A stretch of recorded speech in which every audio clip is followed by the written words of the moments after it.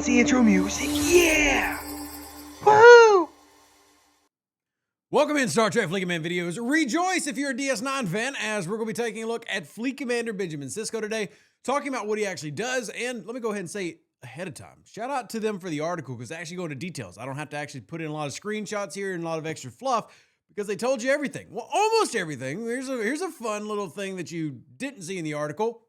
Boop! This is assuming y'all read the article. Why would you? You got me.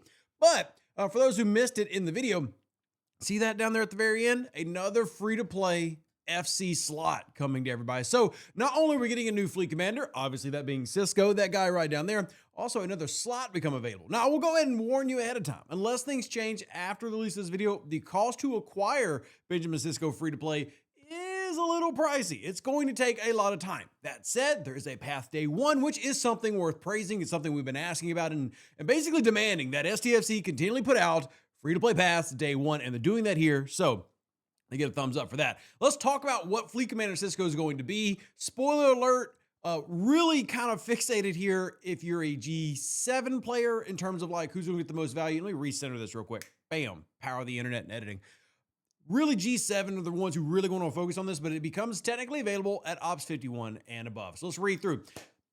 All right, so we got available. Fleet Commander Sisko brings tactical expertise and leadership to the front line, specializing in outpost combat and loot efficiency, providing huge benefits to both PvP and PvE gameplay. We'll look at those here in just a bit. He has a community leader skill, which will give further increased efficiency to G7 uncommon station cost efficiency. So that is going to be like one of those big abilities that you see with Khan or with Lorca. And if we're ranking this, I mean, in terms of as a G7 player, if you're PvE focused, it's probably gonna be the best fleet commander in the game. If you're a G5 player whose first comes available, he's probably like number 4 or number 5. Let's start talking about the Tactician skill tree. He's got 3. Start with Tactician. So built for outpost encounters, fleet combat power. Let's focus on kind of the big ones.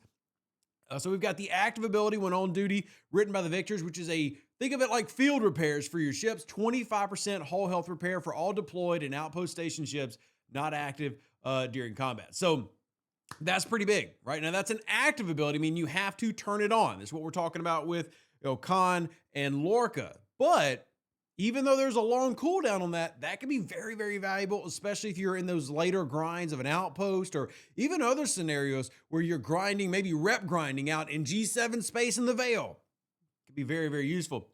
Then you have the on-duty ability of Psionic Defense, which is reducing the hyperthermic decay versus node outpost and node retaliation outpost by 20%. And that's just showing you what it gets to max. You will obviously have to max him out with the various currencies that it costs. You can actually see those currencies right here will be in the refinery itself, where you have the normal Sisko skill points. And you can see that Sigma communication credits or Sigma commander credits right down there, which is going to be, again, a G7 area of the game. So we've got always on abilities. I like focusing on those. We've got increased whole health, always on, increased ISO damage versus non-amount hostiles, always on. Remember, those are ones that even if you have them below deck are always active for all fleet commanders. Whether it's, Khan, Janeway, Lorca, doesn't matter. An always on ability means they don't have to be in the chair for that ability to be working. So those are the two from this tree. You also have Combat Apex Shred versus Cardassian Outposts and Retaliation Attackers. You've got Combat Start increasing critical damage. That's another solid one, increasing weapons damage versus Outpost Retaliation. This is probably one of the better ones in terms of specifically making y'all better against Outpost. ISO Defense versus the Borg Outpost. Man, this is tough because this actually takes away, two of those officers we talk about being very valuable in Pelia and Wrath of Khan Joaquin. And gosh, that's a big number. It's a power creep number for sure. Then you have base weapons damage for all FKR ships, about 1,200%. Continuing to keep those things relevant. That's going to make them a lot stronger. And then increase the apex barrier when the whole health drops below 50%. And to be clear, you're seeing max values here, and you're not going to be able to max him out if you're level 51. Just ahead of time, let that be known. But still some really good stuff here. Let's hit up the combatant tree. Here's the on-duty one that they're highlighting. Increase the resistance versus the Borg cutting beam. This is basically a PvP one. So if you do a lot of PvP fighting, incursions, etc., that could be very good for you. Then we've got the tactical acumen. Reduces enemy player critical damage by 200% for 1 round if the enemy has a state. I do not know ahead of time if this one has a cumulative value, but I'll tell you this, 200%, not a lot in today's game. So I would assume can reactivate. But with it being a 1-round last, it might just be a 200% flat.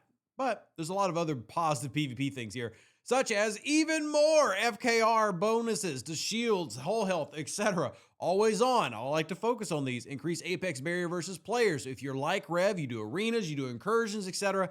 That's nice. More is more. Don't forget, alliances and players who use Mirror Hura can really jump up those numbers. You've seen Mirror kind of have a resurgence in terms of as a PvP crew because of things like that, being able to get more and more of that barrier. All right, we have another on duty here, which is morale, increases Apex barrier. Then we have hull breach for Apex barrier and burning. So all three of them apply there. Then you have increased ISO damage versus hostiles. Yeah, that's just going to be a regular one, solid, but probably on the lower end of your priority list for upgrading. Officer stats, 1500%, and then reduce enemy player weapon damage for 10 rounds by 1,000. Again, power creep, that's not that much, but I mean, it can matter. All right, down to the mechanic tree. This is where a lot of my G7 players are really going to get very excited.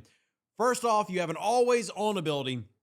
Increase G7 station, uncommon gas, or in crystal cost efficiency. Right now, there's a literal paywall to get to Ops 73 and above. One of the things that's going to make that easier is stuff like this coming out. So that's pretty big. Then you also have this always on ability, which is Frontier Command, which is increasing your outpost fleet size. So if you remember, if you get your outpost building up, then you can run 3 ships in an outpost. This makes it 4. 4 ships in an outpost certainly changes the dynamic for a lot of players, making them significantly easier.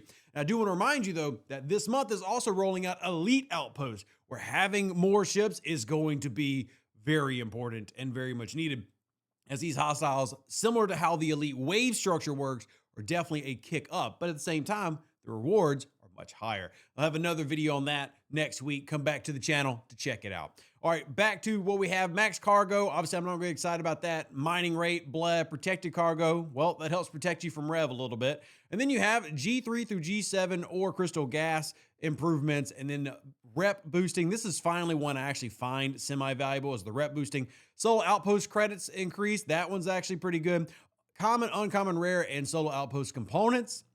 And then last but not least, outpost retaliation medals and plunder by 200%. So those two right there and the rep, those are the ones I care about the most. The plunder one's definitely going to be pretty big. And that is your Fleet Commander Sisko. So he has a lot of really good stuff. I mean, he really is a long-term, very valuable item. He does have high acquisition costs at the time of this video coming out, and he will take time to get. But if you're a free-to-play player and looking for that grind G5 and above, definitely one to add to your list. And if you're a G7 player, well, it's going to be hard to resist that temptation to swipe EO credit card. Because again, lots of good things are going to make that G7 play feel better. And it's just efficiencies always are going to be nice, not to mention how this is going to help you with the outpost mechanic and the new elite outpost mechanic. That's Benjamin Sisko. He's raising his glass to you. I'm raising mine to you as well. Love you, appreciate you. Thank you for watching this channel as always. And if you have any questions about this, feel free to drop them down in the comment section down below. We'll see you on the next one. And yeah, who's looking forward to getting Benjamin Sisko and Esri Dax this month? An even better outro than the intro. For the Empire and glory to your house.